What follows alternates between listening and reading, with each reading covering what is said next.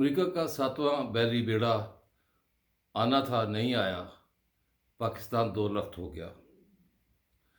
Afghan border پر NATO forces بشمول امریکی forces ہمارے فوجیوں پر حملے کیے، ہمارے سرحدی علاقوں پر ایک گو میں، ایک وقت میں بم گرا کر چھوٹے چھوٹے حافظ قرآن بچے جن کی دستار بندی ہو رہی تھی ان کو شہید کیا۔ اس کے علاوہ پاکستان پر بار بار پابندیاں لگائیں۔ یہ ہے امریکہ کا ہمارے ساتھ سلوک۔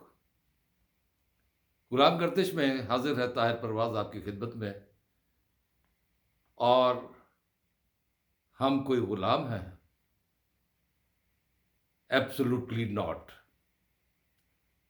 لیکن پھر یہ کہہ کے مکر جانا کہ میں نے کس کو ایبسولوٹلی ناٹ کہا تھا، اور جب وضاحتیں آنی شروع ہوئیں تو ایبسولوٹلی ناٹ کی بات بھی پتہ چل گئی، اور یہ بھی پتہ چل گئی کہ امریکہ کو نہیں کہا تھا کہ ہم کوئی غلام ہیں، کسی اور کو کہا تھا۔ ہمارا امریکہ کا تعلق کیا ہے؟ یہ بربادی کا سفر اس وقت شروع ہوا جب شہید ملت لیاقت علی خان روس جاتے جاتے امریکہ پہنچ گئے، اور اس بربادی کے سفر کا آغاز ہو گیا۔ اور پھر اس پر ابھی پاکستان کو آزاد ہوئے کچھ ہی عرصہ ہوا تھا، اور ہمارے جو بانی تھے مرحوم جناب قائد اعظم محمد علی جناح، انہیں وقت نہ ملا اور وہ اس دنیا سے رخصت ہو گئے۔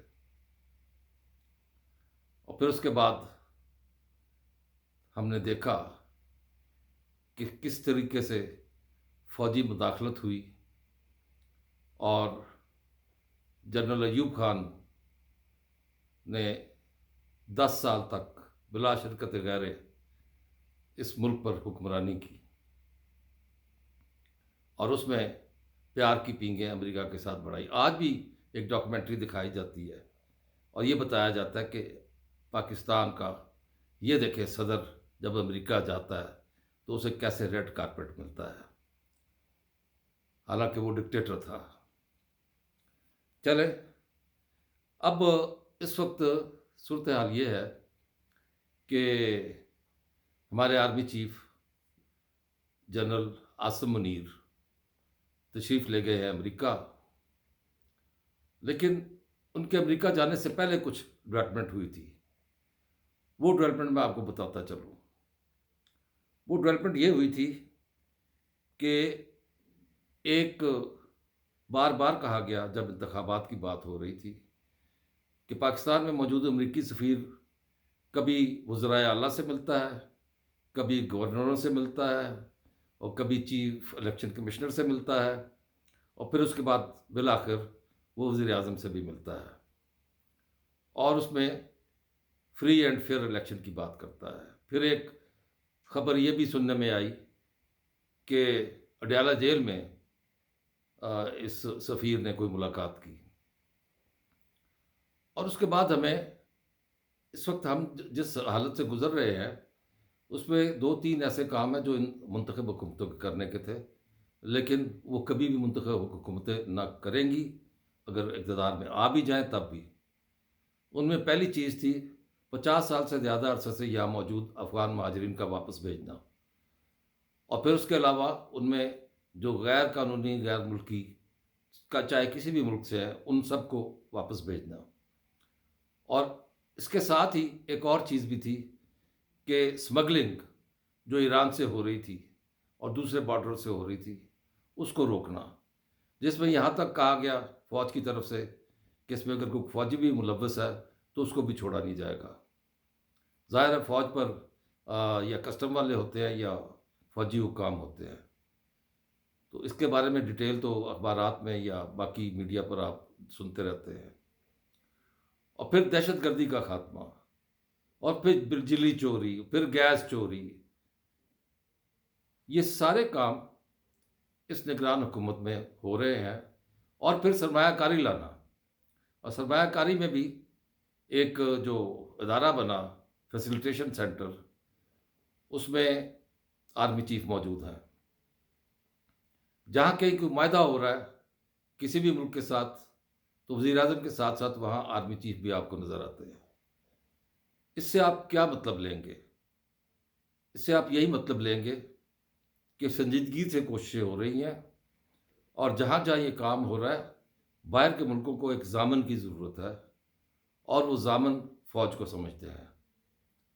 اب ان تمام صورتحال میں آپ دیکھیں کیا ہوتا ہے کہ ملالہ یوسف زئی وہ ایک انٹرویو دیتی ہے، اور اس انٹرویو میں کہتی ہے کہ افغانیوں کو واپس بھیجنا پاکستان کا ظالمانہ اقدام ہے. یہ ظالمانہ اقدام اس کو اس وقت کیوں نہیں یاد آیا جب وہ اس ملک کو چھوڑ کر گئی؟ اسے کس نے باہر بھیجا تھا؟ علاج کے لیے گئی تھی، آ جاتی واپس. نواز شریف تو واپس آ گئے، آپ بھی آ جاؤ. اب ملالہ یوسف زئی کے اس بیان کے بعد ایک اعلیٰ سطحی امریکی وفد وہ اسلام آباد آتا ہے، اور اس دوران خبریں آتی ہیں کہ وہ 25,000 افغانیوں کو امریکہ میں آباد کرنے کے لیے لے کے جانا چاہتا ہے. یہ 25,000 کون سے افغانی ہیں؟ یقیناً وہ ہوں گے جنہوں نے امریکہ کی افغانستان میں موجودگی کے دوران ان کے لیے کام کیا تھا، اور اب وہ کسی صورت بھی افغانستان واپس نہیں جانا چاہتے، جا سکتے ہی نہیں، بلکہ کیونکہ وہ افغان طالبان کی ہٹ لسٹ پر ہوں گے. لیکن ساتھ ساتھ یہ کہنا کہ افغان مہاجرین کی واپسی پر بھی بات چیت ہوئی. واپسی پر کیا آپ نے یہاں سے وسائل مہیا کرنے ہیں کہ ان کی واپسی جو ہے بآسانی ہو سکے؟ دراصل دنیا اس وقت یہ چاہتی ہے کہ پاکستان جس بحران سے نکلنے کی کوشش کر رہا ہے یہ اس بحران میں ہی رہے، اور اس دنیا کا جو ماما ہے انکل سام امریکہ، وہ اس کام میں پیش پیش ہے. آپ میکسیکو کے مہاجروں کو تو امریکہ میں داخل ہونے کی اجازت نہیں دیتے، اور یہاں سے آپ افغانیوں کو لے کے جانا چاہتے ہیں، اور اپنے جو پسندیدہ، اور جو ہم یہاں سے واپس بھیجنا چاہ رہے ہیں جنہیں 50 سال سے ہم یہاں پہ رکھے ہوئے ہیں، ان کے لیے آپ یہ کہہ رہے ہیں کہ ان کو کیوں بھیجا جا رہا ہے. یہ سب ڈرامہ اس قسم کا کیا جا رہا ہے. آپ دفاعی معاہدے تو کرتے ہیں بھارت سے، اور یعنی کہ پنجابی میں کہتے ہیں کہ کڑ کڑ کدرے تے انڈے کدرے، بلکہ ٹھیٹھ پنجابی میں کہوں تو کڑ کڑ کتھے تے انڈے کتھے. ٹھیک ہے جی. تو یہ آپ کی ساری صورتحال ہے. آپ نے F-16 کے جو جہازوں کے پیسے پاکستان کے اپنے پاس رکھے مدت تک، اور جہاز نہیں دیے. یہ میں ساری باتیں اس لیے کہہ رہا ہوں کہ کاش یہ باتیں جب آرمی چیف وہاں جائیں، کیونکہ ISPR کے جو مطابق یہ کہا گیا ہے کہ وہ وہاں پر سول اور فوجی رہنماؤں سے ملیں گے اور قیادت سے ملیں گے. تو اچھی بات ہے، ملاقات ہونی چاہیے ملکوں کے درمیان. لیکن ایسے وقت میں افغانستان کا مسئلہ بھی یہاں پہ ہے، اور اس کے علاوہ باقی دنیا کی جو صورتحال ہے کہ فلسطین میں جو جس قسم کا وہاں پہ قتل عام ہو رہا ہے، بلکہ جینوسائیڈ ہو رہا ہے، نسل کشی کی جا رہی ہے، کیا اس سلسلے میں بھی کوئی بات ہوگی؟ آرمی چیف تو واضح طور پر کہہ چکے ہیں کہ 1967 کی جو سرحدیں تھی اس کے مطابق فلسطین کی ریاست کو بننا چاہیے، اور یہ ایک واضح بیان تھا. اور اس واضح بیان کی شکل کو اگر آپ سامنے رکھیں گے تو آپ کو فلسطین نظر آئے گا. لیکن اب جیسے 1948 میں فلسطینیوں کو ان کے گھروں سے نکالا گیا اور وہاں ایک ناجائز ریاست اسرائیل قائم کرنے کی کوشش کی گئی، بلکہ کی گئی، اور اب وہاں سے اب غزہ کے علاقے سے بھی فلسطینیوں کو دھکیل کر مصر میں بھیجا جا رہا ہے.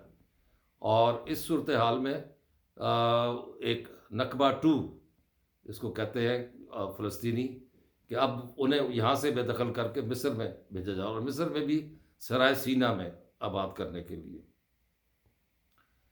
فلسطین سے اگر یہ لوگ نکل گئے، میں آج ایک چیز سن رہا تھا کہ جو امریکہ کے وزیر خارجہ ہیں ٹونی بلنکن، انہوں نے بلنکنا شروع کر دیا ہے، اور انہوں نے بلنکنا یوں شروع کیا ہے کہ انہوں نے کہا کہ جناب حماس ہتھیار پھینک دے اور سرنڈر کر دے۔ حماس جو ہے وہ اس نے ہیومن شیلڈ بنایا ہوا ہے لوگوں کو۔ بھئی آپ نے اگر آپ اپنی طاقت دیکھیں، آپ کا بحری بیڑا جو ہے وہ طیارہ بردار، وہ میڈیٹرین میں کھڑا ہے، اور بعض اطلاعات کے مطابق اسرائیلی اور امریکی طیارے دونوں مل کر بمباری کر رہے ہیں۔ آپ ویٹو کرتے جائیں اور بم پھینکتے جائیں، اور بم اور وہاں سے آپ بم اور توپ اور ٹینکوں کے گولے بھی بھیجتے جائیں، اور اس کے بعد آپ کی کملا ہیرس کہے کہ یہ بچوں کے ساتھ بہت زیادتی ہو رہی ہے، چھوٹے چھوٹے معصوم بچے، نہیں مارنا چاہیے۔ اور آپ کے جو پریزیڈنٹ ہیں وہ یہ فرما رہے ہیں کہ اسرائیل کو غزہ پر قبضے کی غلطی نہیں کرنی چاہیے۔ یہ سب کچھ وہ اس لیے اشارتاً کہہ رہے ہیں کہ آپ یہ کام کرو۔ وہ صہیونیوں کو یہ کہہ رہے ہیں کہ آپ یہ کام کرو، آپ ختم کر دو سارے فلسطینیوں کو اور ایک دفعہ قبضہ کر لو۔ یہ ہدایات واشنگٹن سے دی جا رہی ہیں۔ بات کہاں سے کہاں چلی گئی؟ بہرحال اب دیکھنا یہ ہے کہ ہمارے جو chief of army staff general Syed Asim Munir امریکہ گئے ہیں، وہ وہاں کیا بات چیت کرتے ہیں اور کیا چیز سامنے آتی ہے، کچھ نہ کچھ واضح ہونا چاہیے۔ کیونکہ اگر یہ ایک روایتی قسم کی وہاں سے ایک خبر آ گئی کہ ان کی ملاقات ہوئی، دو طرفہ باہمی امور پر خیالات کیے گئے اور آئندہ تعاون پر وعدے وعید کیے گئے، تو اس کا کوئی فائدہ نہیں، کیونکہ آرمی چیف یہاں پہ منظر عام پر ہیں، چاہے وہ سرمایہ کاری کی بات ہو، چاہے وہ افغانیوں کے باہر نکلنے کی بات ہو، چاہے وہ اور کوئی بھی بات ہو، پاکستان کا کوئی بھی مسئلہ ہو، وہ اس وقت ان ہیں اور سب کے سامنے نظر آ رہے ہیں۔ تو ہمیں قوم کو، دنیا کو یہ پتہ چلنا چاہیے کہ اس دورے کے مقاصد کیا ہیں۔ آپ سبسکرائب کر چکے ہیں تو بہت شکریہ، اگر نہیں کیا تو اس صورت میں آپ سبسکرائب کر لیں اور بیل آئیکن دبا دیجئے ایک دفعہ، اور تاکہ میرے یہ پروگرام آپ کو ملتے رہیں۔ اس کو لائک اور شیئر ضرور کیجئے گا دوستوں کو، لیکن یہ ضرور بتا دیجئے گا کمنٹس میں کہ آپ کو اس پروگرام میں کس بات سے اتفاق ہے اور کس بات سے اختلاف ہے۔ بڑی نوازش، بہت بہت شکریہ۔